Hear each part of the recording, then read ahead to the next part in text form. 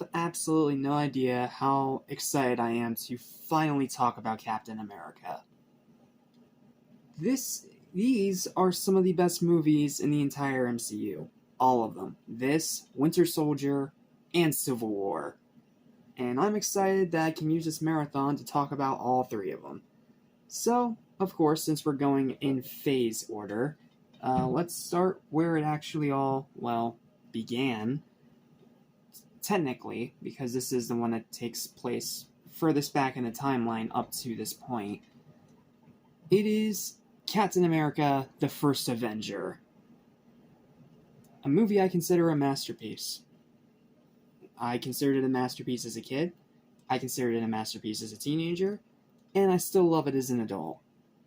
So, yeah, I am, needless to say, incredibly, very beyond excited to talk about this movie. So, strap yourselves in. This is going to be a pretty long review.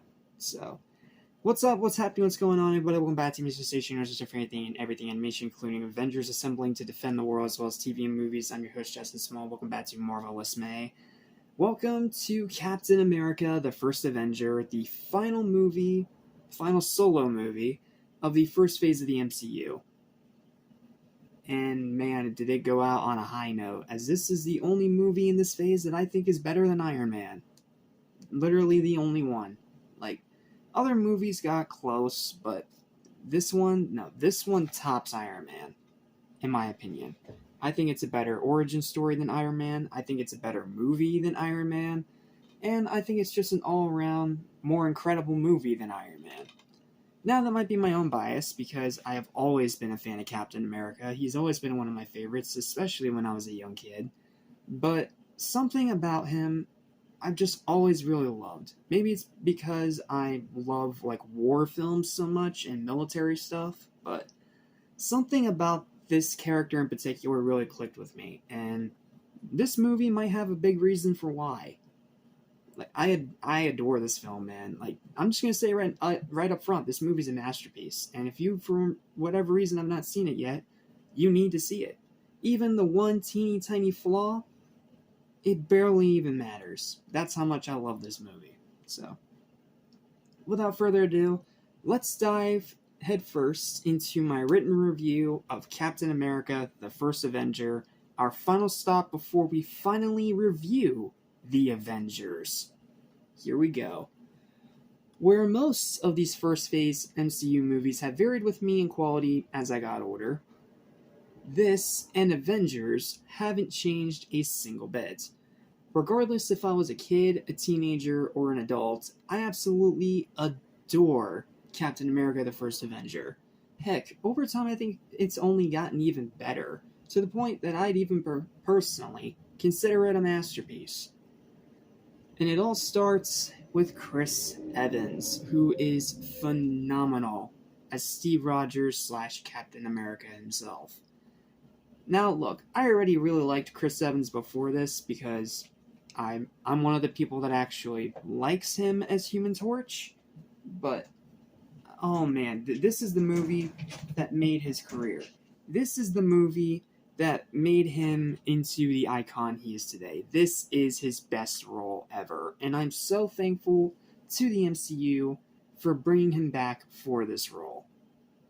Seriously, he is the perfect Captain America. Literally perfect. And he would go on to become one of the best characters in the entire MCU. Especially the ending of his character with Endgame, which I'm both dreading and excited to talk about that one when we get there.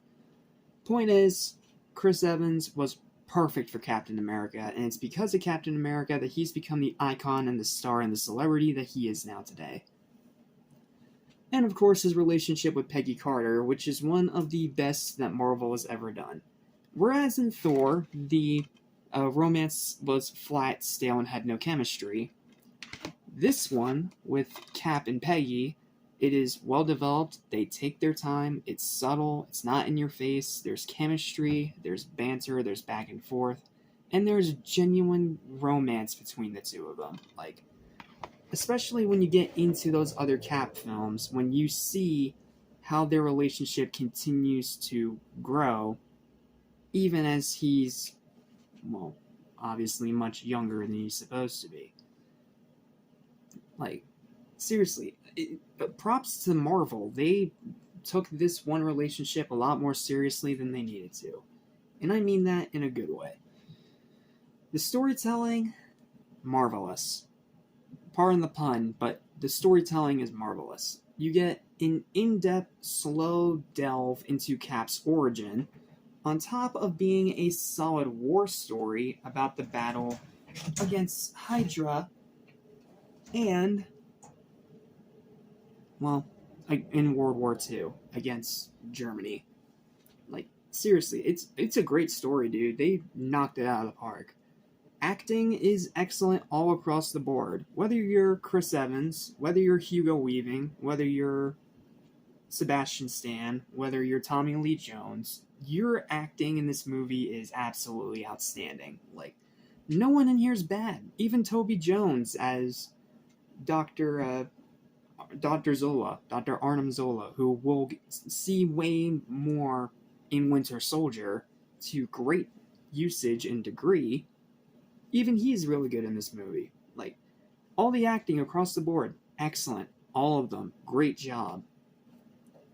The action is outstanding. Like, seriously, the action in this movie is so good, too. Like, a lot like that favorite fight scene of mine in the original Thor.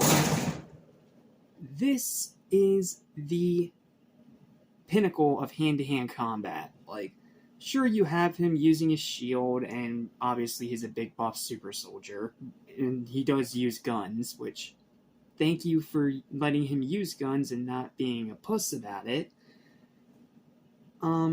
But he does use a lot of hand-to-hand combat, and it is actually genuinely impressive and well shot. Love the action in this movie, it's fantastic.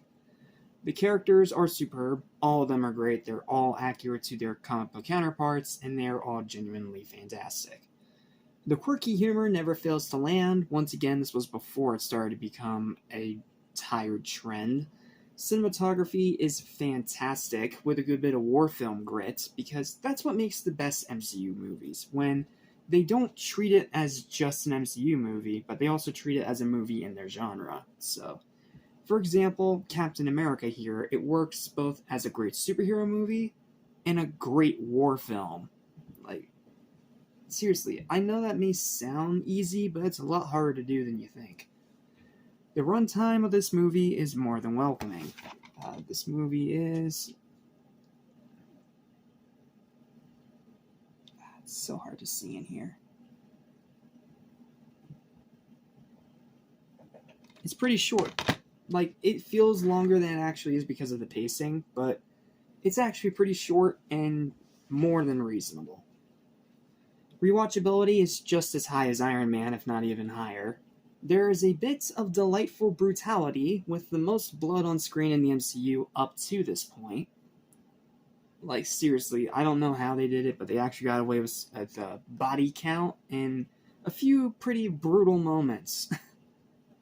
Like, I don't know how they got away with it, but they somehow got away with it, and it's amazing. And of course, how it seamlessly leads into Avengers was absolutely magnificent. Seriously, that was magnificent work. The way that this bridges between here and Avengers, the way it transitions into it, is perfect. Heck, this movie's post-credit scene is just the trailer for Avengers. So, like, they didn't even need a post-credit scene. Like, all he needed was an ending showing him waking up in modern day, and that's it. After that, you can pretty much put all the other pieces together because you watched all these other movies and all these other post-credit scenes. So, this one didn't need a post-credit scene. It works as is. And that alone in itself is impressive. And of course, the Stan Lee cameo is pretty funny. It's another blink and you miss it one, but it's another one that just works. You can't really explain why, it just works. Like, you have Cap about to get a Medal of Valor for saving over 400 men, And one of the generals sitting there is Stanley. And when Cap doesn't show up, he's just like, I thought he'd be taller. It's funny. However, with all that said, though, there's just one tiny little flaw. And like I said way back in my review of Iron Man, it's a problem that continues to plague a grand majority of the MCU to this very day. And that is their villains. And in this one, it's Red Skull. Look, Hugo Weaving, best known as Agent Smith in The Matrix, does a great job in his performance. Great job. And the visual effect to bring his iconic look to life, that Red Skull look, to the screen, is genuinely impressive, especially for the early 2010s. But unfortunately, like most MCU villains, he lacks actual character. He's just evil for evil's sake and wants power for the sake of power. They try to give him some kind of origin with the doctor telling Steve about this backstory with Johann Schmidt, but at the same time, it just kind of falls flat because that is pretty much all the character development that he ever gets. Then he's just blipped away by the Tesseract until Infinity War and Endgame. Kinda lame. But even with that one misstep, this soldier has no problem completing the mission that he sets out to do. Captain America, the First Avenger, is an absolutely amazing film that both does a great job adapting the source material, treating said source material with respect while also changing a few things for Hollywood, and being an excellent war film set in the 1940s. That is tough to do, to be both a great war movie and a great adaptation of previously established source material. But this movie freaking nailed it, and every single watch, it's only gotten better. It is a very, very strong no for the solo movies of the Phase 1 of the MCU to go out on.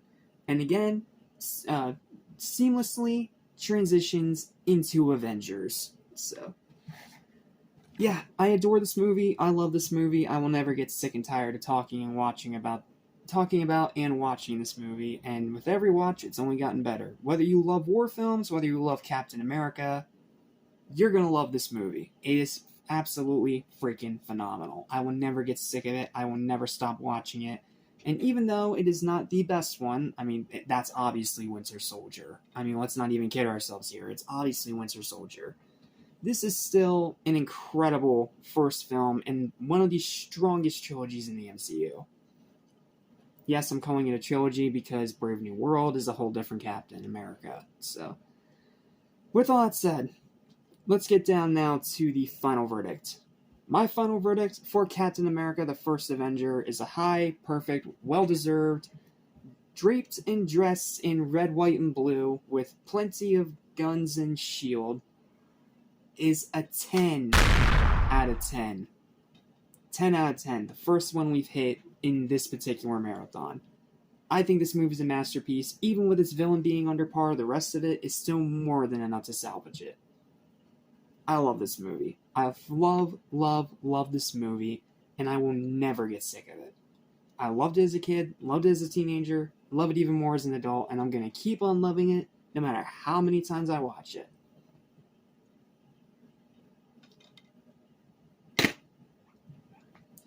And with that, all that's left now in the first phase of the MCU is tomorrow's review.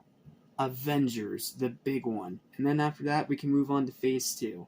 Which is where we're going to start skipping movies because we've already reviewed one or two of them. So, yep, we are almost done with the first phase of the MCU now. And I gotta say, it feels great to finally review these movies after so many years of having to push it back because of being occupied with other projects.